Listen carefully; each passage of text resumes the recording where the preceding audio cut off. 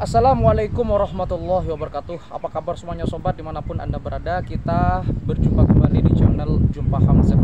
Setiap manusia di dunia pasti memiliki nama, karena nama ini merupakan sebuah pemberian atau sesuatu yang sangat berharga bagi seluruh manusia di seluruh dunia, tak terkecuali wanita, laki-laki, anak, orang dewasa, siapapun itu. Pasti nama adalah sebuah hal yang tentunya sejak kecil hingga dewasa dirawat dan dijaga dengan baik. Nama merupakan sebuah pemberian bagi orang, dan dengan nama kita memiliki sebetulnya adalah motivasi. Karena dengan nama itu orang bisa dikenal, dan dengan nama orang juga bisa jatuh ya. Tetapi memang nama-nama di seluruh dunia itu berbeda-beda. Ya, mulai dari di negara Eropa, Asia, Arab, bahkan di Indonesia sendiri, nama itu menjadi hal yang sangat unik dari daerah satu ke daerah yang lain. Siapa yang tidak punya nama? Bahkan seorang yang tidak ingin disebutkan namanya pun atau inisial itu pasti memiliki nama. Bahkan tak jarang manusia di zaman modern ini memberikan nama atau julukan kepada hewan peliharaan atau mobil atau bahkan motor ya, karena memang dengan nama seseorang bisa memiliki dan saling self of belongingnya ada. Tetapi kalau kita mengerucut kepada nama-nama berdasarkan religi atau berdasarkan suku bangsa, banyak sekali nama-nama yang tentunya memiliki kesamaan ya, seperti nama Adam. Adam itu kalau dalam bahasa Arab ada juga, kemudian di bahasa Ibrani juga ada, bahkan di seluruh seantero dunia pun nama Adam itu hampir ada ya, di setiap keyakinan pasti ada. Nah, ketika nama itu dihubungkan dengan kalau permisalan nama itu dihubungkan dengan sebuah sosial budaya atau dihubungkan dengan keberagaman, maka sebetulnya nama itu tidak ada sangkut pautnya, karena nama itu merupakan sebuah identitas dan jati diri. Nah, di Indonesia nama ini kalau kita baca, kalau kita lihat ya, sebetulnya banyak yang dari Arab alias Arabisasi. Nah, kemudian pertanyaannya, kalau misalkan di Indonesia itu Arabisasi, berarti Indonesia ini dulunya pernah sangat memiliki hubungan kuat dengan pedagang-pedagang Arab, karena memang Indonesia ini memiliki populasi muslim terbesar di dunia. Pertanyaannya, apakah nama Islam itu harus Arab? Dan apakah Indonesia ini sudah Arabisasi atau Eropasisasi? Ya, karena belakangan ini banyak nama-nama pemberian orang tua, kalau tidak dari Arab ya dari Eropa begitu. Ini akan kita coba kaji pada episode kali ini. Siapakah nama Anda? Kita cari identitasnya, kita putar dulu intronya.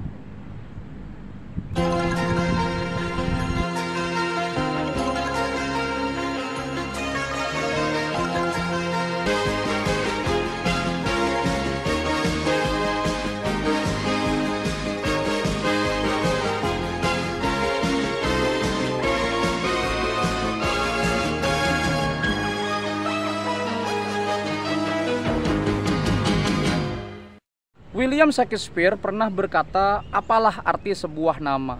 Tentu kalimat ini bukan tanpa maksud ya, karena nama itu merupakan sesuatu yang sakral, nama itu pemberian, nama itu anugerah, nama itu hal yang harus dijaga. Bahkan tak jarang nama itu adalah doa. Karena sebetulnya dengan kita memiliki nama, kita sudah memiliki visi misi untuk menjalani kehidupan, dan kita juga memiliki tujuan yang jelas kemana nama ini akan kita bawa. Nah, terkait dengan nama di Indonesia, ketika kita melihat nama-nama di abad modern atau yang sudah dulu-dulu, itu kebanyakan nama berasal dari, kalau tidak dari bahasa Arab, berasal dari Eropa, seperti itu. Kenapa? Karena ya orang Indonesia itu kan adalah orang yang tentunya gampang meniru ya, seperti itu. Kita ini orang yang suka meniru. Misalkan di Amerika ada ini ya, kita meniru begitu. Di Eropa musim ini ya kita meniru. Bahkan nama-nama juga kadang kita meniru. Walaupun sebetulnya ada berbagai macam hal yang membuat nama Islam itu menjadi Arab ya, menjadi bahasa Arab ya, karena memang hubungan antara Nusantara dan Islam di zaman dulu sangat panjang ya, terkait dengan perdagangan, Islamisasi dan selain itu. perlu digarisbawahi bahwa apakah nama Islam dalam hal ini harus berbahasa Arab? Nah, ini yang harus kita telisik bersama ya. Jadi ada sebuah hadis yang mengatakan bahwa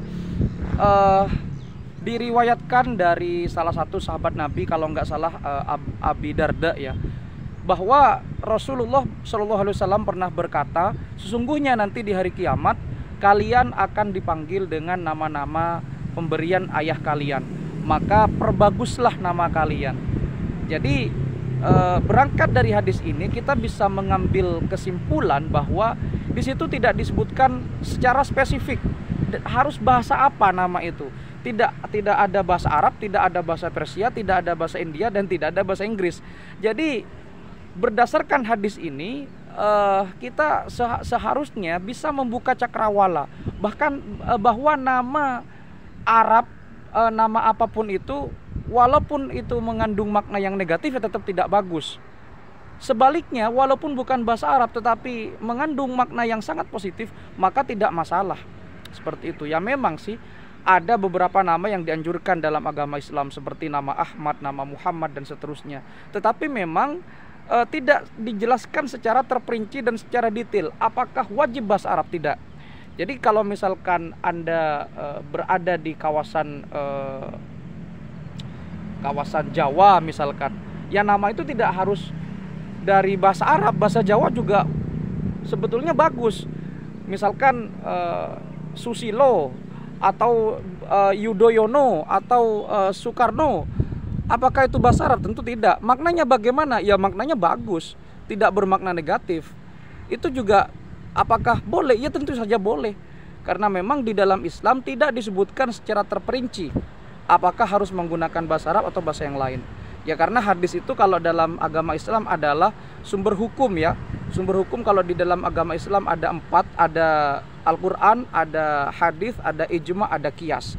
Nah, berangkat dari hadis tersebut, maka kita bisa mengambil kesimpulan bahwa nama-nama pemberian orang tua kita atau yang sudah dulu-dulu itu sebetulnya kalau kita lihat ya banyak sih yang menggunakan nama Arab atau nama dari Eropa.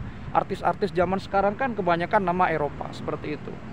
Nah, jadi terkait dengan nama itu, Islam sekali lagi secara terperinci tidak menjelaskan secara detail bahasa apa yang harus digunakan ketika pemberian nama, seperti itu. Karena memang ini bukan Arabisasi.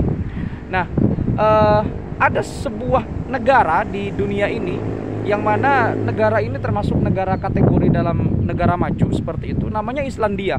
Nah, di Islandia itu ada lembaga khusus mengatur penamaan. Jadi kalau misalkan di negara itu tidak sesuai dengan pelafalan atau tidak sesuai dengan tradisi negara yang bersangkutan, walaupun dari peradaban yang lebih maju, maka akan ditolak.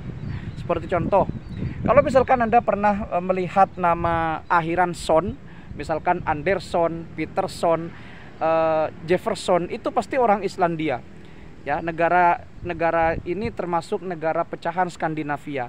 Kalau di perempuan biasanya akan diakhiri dengan dotir, ya, dotir. Dotir itu diambil dari daughter, yang mana artinya adalah anak perempuan. Sedangkan kalau son itu biasanya diambil dari bahasa Inggris son, yang artinya anak laki-laki. Jadi misalkan di Islandia itu ada seorang laki-laki bernama Adam. Adam ini adalah anak laki-laki dari Michael. Maka nama di Islandia kalau seperti itu akan menjadi Adam Michaelson. Artinya Adam itu adalah anak laki-lakinya dari Michael. Kemudian kalau ada perempuan, maka misalkan ada perempuan bernama Luna. Luna ini anak dari perempuan yang bernama Michelle. Maka akan menjadi Luna Michelle Dotir, seperti itu. Jadi Luna adalah anak perempuan dari Michelle. Nah, kalau berdasarkan laki-laki maka disebut dengan patronomik. Kalau berdasarkan ibu disebut dengan patronomik, seperti itu. Ini juga terjadi di masa-masa Arab ya, seperti bin dan ibnu, seperti itu, atau binti atau bintu. Nah, jadi seperti itulah tradisi orang-orang Islandia, tetap mempertahankan tradisi yang seperti itu di tengah gempuran arus globalisasi di seluruh dunia. Tapi orang Islandia walaupun negara maju masih mempertahankan nama yang sudah menjadi tradisi.